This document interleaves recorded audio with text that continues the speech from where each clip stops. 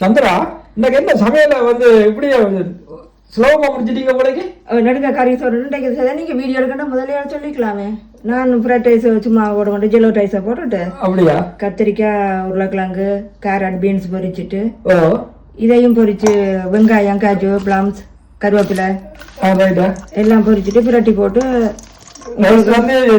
மஞ்சள் போட்டு yellow rice வச்சிருக்கீங்க. மஞ்சள் போட்டு உப்பு போட்டு போட்டு உதிரிக்கா வந்துட்டு தானே. பாருங்க உறவுகளே, நாங்க வந்து எப்பவுமே பிடி ரைஸ் தான் பண்றோம். நாங்க பசுமதி ரைஸ் பிடி எக்ஸ்ட்ரா லாங் வந்து நல்ல ஃபிளேவரா இருக்கும். நீங்க பிரியாணிக்கும் இதான் போடுறாங்க, இப்போ உள்ள சமையலுக்கும் இதான் செய்யறோம். இப்போ இது வந்து ஒவ்வொரு போடுற டைம்ல பண்ணி வச்சிட்டோம்னா ஓகே, நோம்பு டைம்ல கூட போட்டு வந்து இருப்பாங்க. இப்போ நாங்கள் 10 கிலோ ரைஸ் வந்து இப்போ நம்ம தீபாவளி ஒரு 2 போட்டுருந்தோம். டெஸ்பாவில் 25 பவுன்ஸை வந்து 15 பவுன்ஸு போட்டிருந்தவங்க.